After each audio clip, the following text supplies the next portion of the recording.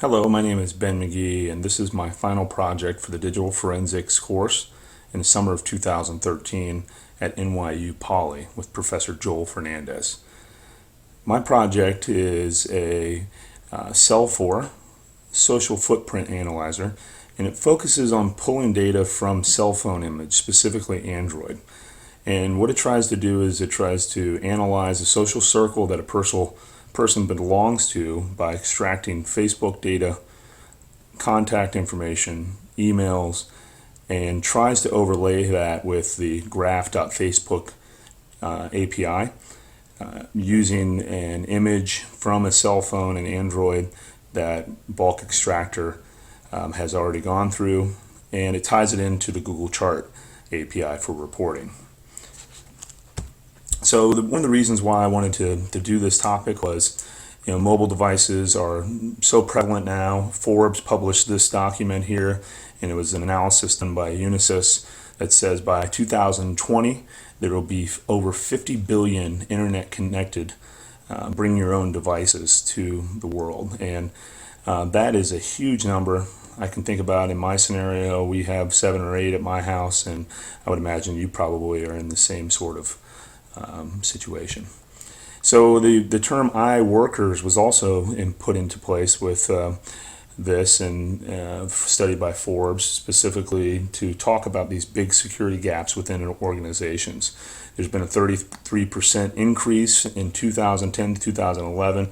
65% of the people that are out there say that they use their smartphone, their tablets, and their laptops as their most critical piece of equipment to do business.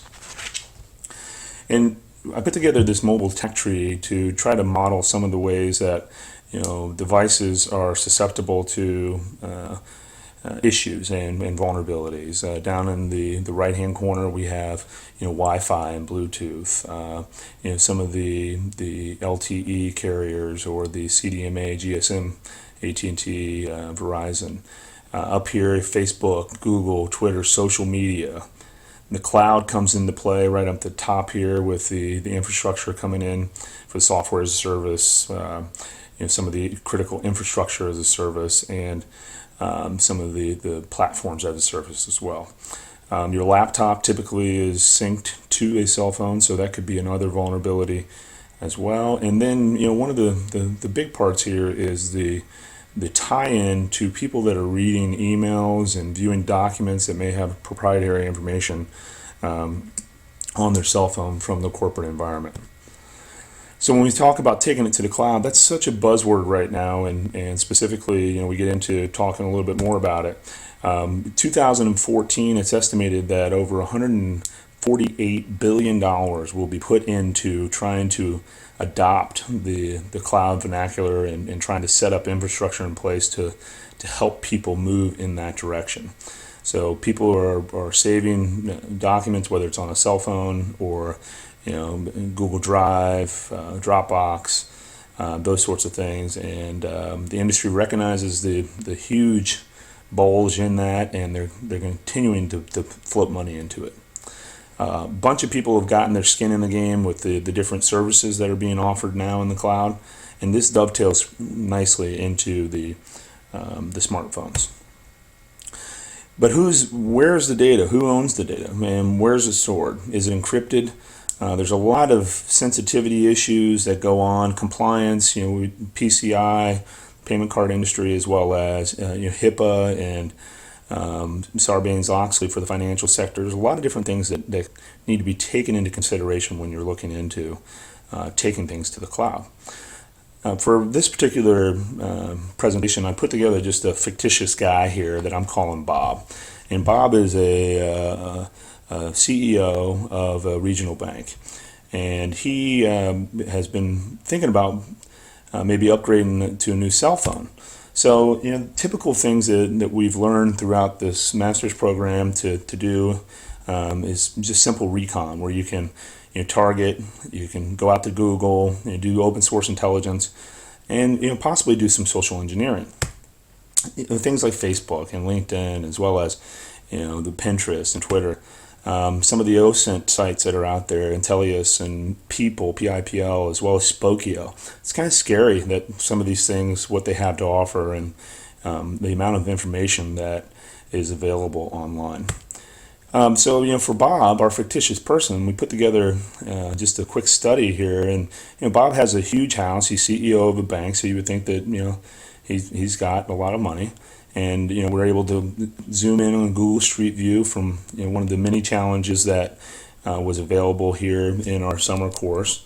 We were able to do that with the EXIF data and the geolocation. So, the Google Street View, we're able to pull.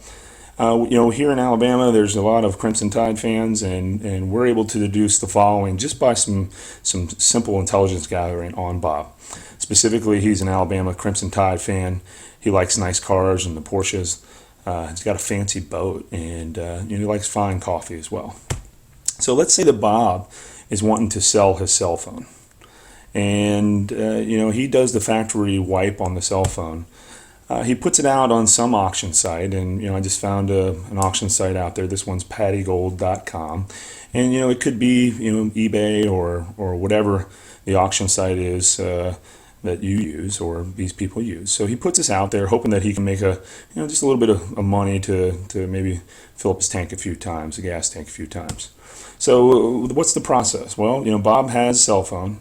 He does the wipe of the cell phone. Setting it back to the factory reset, puts it up on the auction site, he gets the money for it.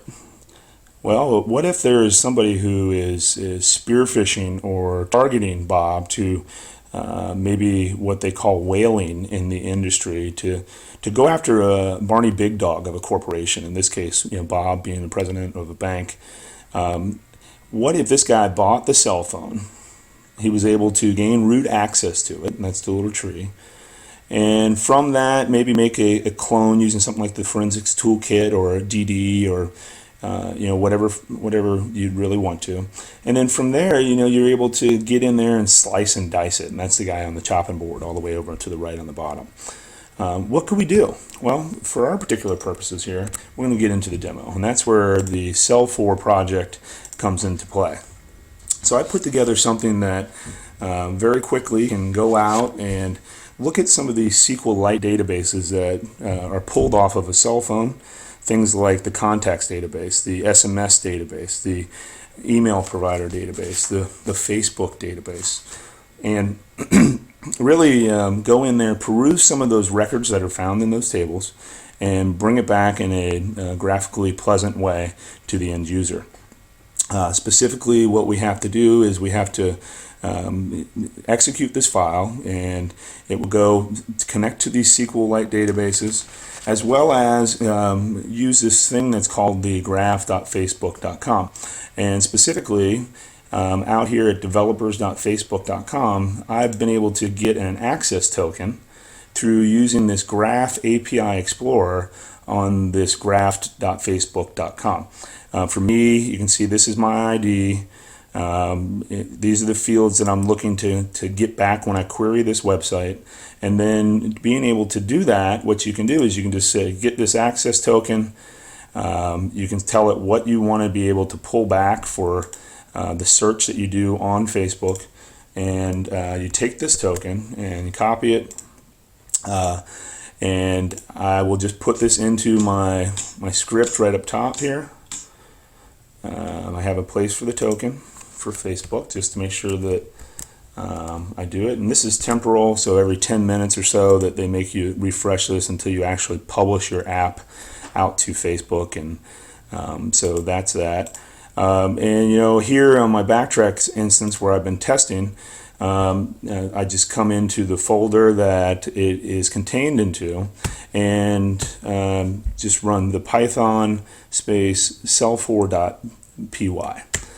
And from there, I go out and start to enumerate the information that is available, both in the SQLite tables that are in this final folder, as well as go and pull data from Facebook.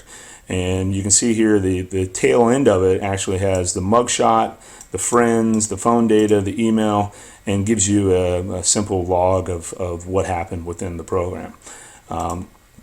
To that end, here on in this final folder that I'll throw up to the CELLFOR is the mugshot, and basically on the fly I go ahead and build these simple HTML pages that, for my Facebook ID, it shows all the pictures that I was able to gather off of the website. Tried to put some pretty interesting things on here. I correlated it to this friends one that I show here that I'm tapping into the graph.facebook. Or I'm sorry, the org chart on the Google API. So I'm passing data to a Google API to try to show graphically all these friends that the person that you're looking into has. Then I look at the phone data and I check out what information was available on the phone. You can see I was able to pull the Facebook account, able to get the Gmail account, all the contacts, and this is directly from the phone. The text messages, you're going to hang out, what's up? And then, tapping into the graph.facebook.api that I talked about, here's some of the information you can get from that. And then finally over here, this email, it really gives you a ranking of who is the most popular person this individual that you're profiling was sending emails to. And we could have done this with any of these datagrams that we have, but I chose to just do it through the emails and using the Google bar chart API that's free and open source. So in a nutshell, that is what I have done for my final project. One of the interesting things to caveat is that the remote wipe, or I'm sorry, the wipe of the phone doesn't actually get rid of everything that was stored on the hard drive of the phone. If things were stored onto the hard drive, we can actually recover that information. Whereas if it was stored onto the SD card was removed, then you did the factory reset on it, there would be less information on there. So that's if you think about that. I was able to, on an old phone of mine, I was able to do a forensic analysis on it, see what my Gmail account was on a phone that I thought that I had wiped. I was able to pull contacts, able to get text messages as well as calendar records, see some emails, as well as some documents that I didn't think were still on there. So it was a good exercise for me to learn how to do that, as well as tapping into this graph.facebook API and the Google Charts API. I found this to be a really neat project, and hopefully you can enjoy this code that I put together. If you have any questions, please contact me at ben.c.mcgee@gmail.com.